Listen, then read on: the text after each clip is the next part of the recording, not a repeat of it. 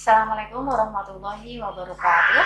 Bertemu lagi dengan saya, Fardan Mahmudatul Imamah, untuk mata kuliah Fenomenologi Agama. Sebelumnya kita sudah mempelajari banyak teori fenomenologi agama ya. Saya ingatkan kembali, misalnya kita sudah belajar tentang fenomenologi Edmund Husserl, kemudian kita belajar fenomenologi agama Sri Haidi Ahimsa Putra, kemudian kita juga telah belajar teori nominusnya Robert Otto. Sekarang kita akan belajar tentang teorinya dari Mircea Eliade.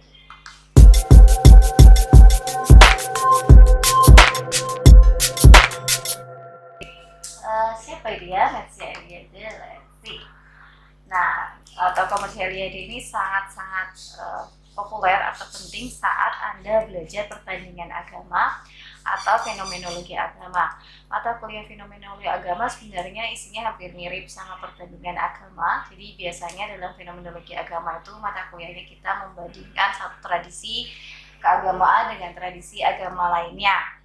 Nah, dalam kuliah saya ini, karena kita punya 14 pertemuannya, saya membuat 6 pertemuan pertama itu untuk teori-teorinya yang fenomenologi agama, sehingga saat Anda nanti melihat berbagai macam fenomena keagamaan atau tradisi keagamaan, Anda punya kerangka pemikiran dari berbagai macam sudut pandang gitu. Nah, tokoh Mircea Eliade inilah yang memberi dasar atau fondasi dalam fenomenologi agama tentang apa saja sih biasanya yang dibandingkan dalam satu tradisi keagamaan dengan tradisi keagamaan yang lain. Satu konsep juga yang paling sering digunakan Mircea Eliade untuk membandingkan tadi berbagai macam tradisi keagamaan adalah konsep sakral. Nah, kata sakral ini hampir ditemukan dalam berbagai tradisi keagamaan, tetapi dalam berbagai teori juga memiliki makna yang sangat berbeda. Oke, dalam konsep-konsepnya Mircea Eliade ada 4 konsep penting yang akan saya jelaskan. Yang pertama adalah sacred and profane atau sakral dan profan. Kemudian ada konsep kosmos, kemudian ada konsep hierofani, dan yang terakhir adalah konsep eksis mundi. Nah, pertama tentang konsep sakral dan profan. Konsep sakral dan profan ini Anda juga cukup harus berhati-hati dengan kata sakral. Biasanya kalau saya dalam pelajaran sosiologi agama dengan Emil Durkheim, kata sakral ini tidak dimaknai sebagai sesuatu yang suci atau sesuatu yang kalau dalam bahasa agama mungkin yang holy gitu ya. Kalau dalam bahasanya Rudolf Otto kemarin ada the holy atau the numinous gitu kan. Tapi kalau kita merujuk Durkheim, kata sakral ini lebih kepada sacred solidarity, atau di mana yang dimaksud dengan sakral itu tidak soal tentang sesuatu yang supernatural gitu ya, tidak tentang sesuatu yang bersifat ketuhanan tapi lebih kepada suatu konsep kontribusi atau loyalitas suatu anggota masyarakat terhadap komunitasnya gitu. Maka kalau dalam konsepnya Durkheim, si sakral ini sangat dalam tanda kutip bersikap social contraction atau konsep atau keyakinan yang dalam tanda kutip dikonstruksi oleh masyarakat, yaitu dalam bentuk-bentuk loyalitas atau kontribusi untuk menjaga eksistensi masyarakat itu sendiri.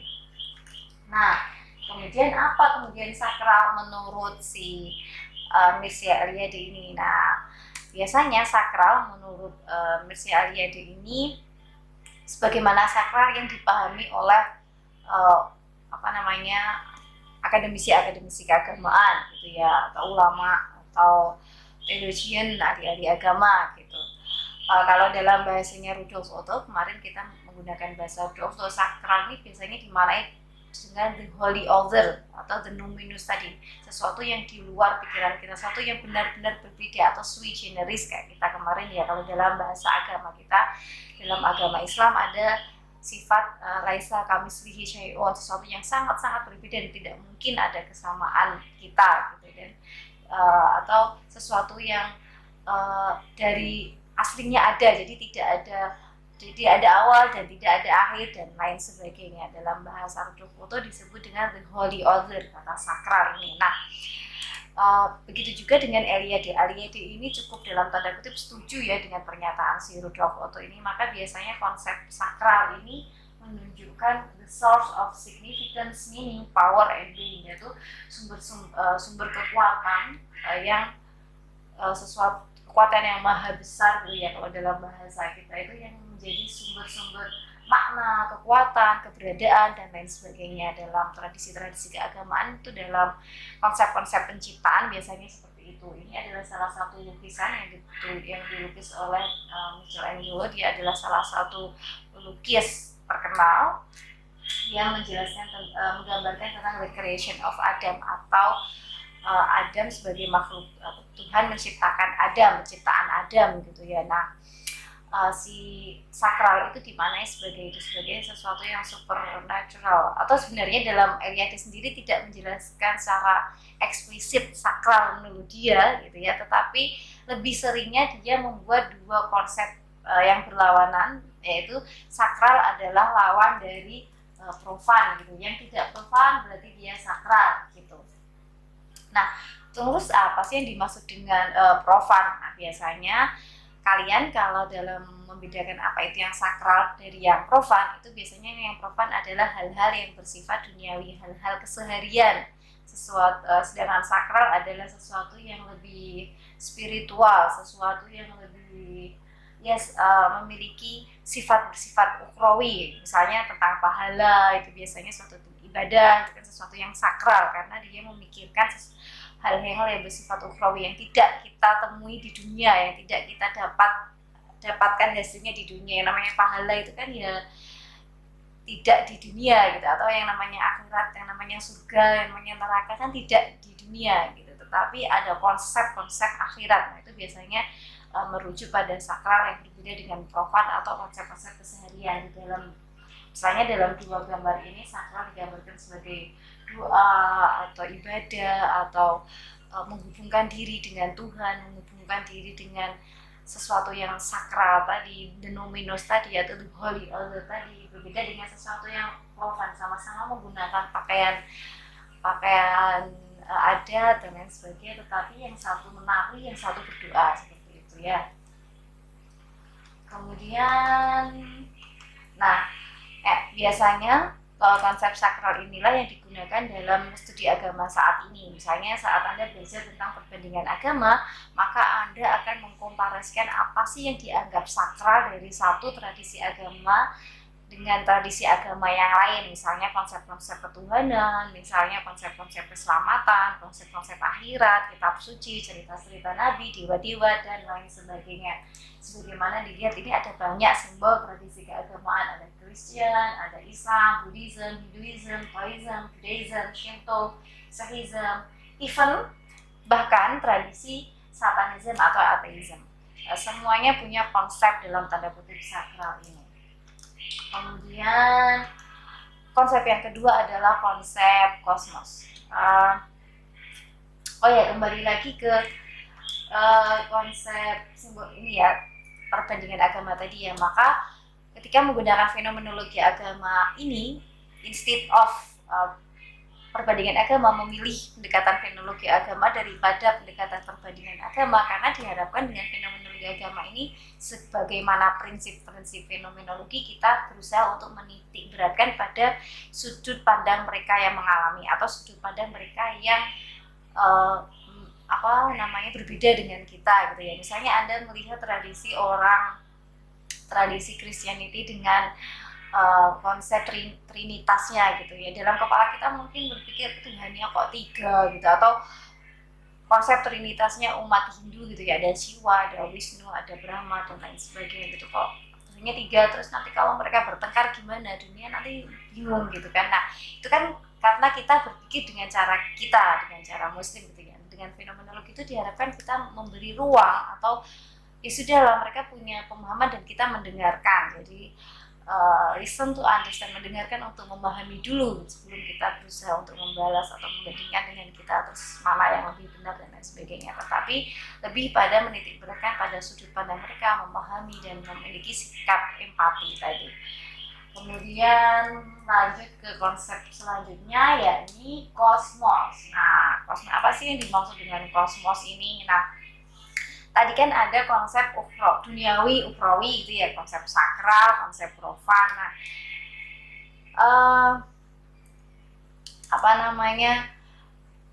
bagi orang beragama itu kan dunia tidak hanya dunia saat ini, dunia real atau dunia yang kita alami sekarang. Bahkan dalam Islam mungkin Anda pernah mendengar kita mengalami 4 dunia, yaitu dunia ketika kita dalam masa kandungan, kemudian dunia saat kita dilahirkan, atau dunia di akhirat, atau dunia saat bertemu dengan Tuhan dan lain sebagainya. Atau dalam tradisi Cina kita ada namanya istana langit ya. Kalau Anda sering banget nonton film-film Cina yang ada dewa-dewa itu kan ada istana langit, kemudian ada bumi, ada laut, ada raja laut, raja bumi, ada dewa laut, dewa bumi, kayak gitu. Nah, ini yang disebut dengan kosmos, yaitu dunia lain yang mempengaruhi dunia manusia gitu ya. Kalau dalam bahasa, kalau di sini ada ceritanya, kalau dalam tradisi Hindu itu bahwa ini adalah gambar di mana Siwa kan salah satu sungai yang dianggap suci oleh masyarakat Hindu India adalah Sungai Gangga. Sungai Gangga ini ceritanya adalah pemberian dari Dewa Brahma yang ada di Nirwana sana, yang ada di langit sana, yang diturunkan untuk kemakmuran manusia di bumi. Tapi karena saking besarnya gelombang airnya si Gangga ini tadi, maka Siwa volunteer gitu. Volunteer itu maksudnya membiarkan dirinya itu rambutnya digunakan untuk agar Gangga dapat mengalir dengan mulus hingga sampai ke bumi. Jadi tidak merusak, tapi kemudian menjadi sungai sekarang Gangga yang dianggap sebagai sumber kehidupan atau simbol kesucian, simbol keberadaan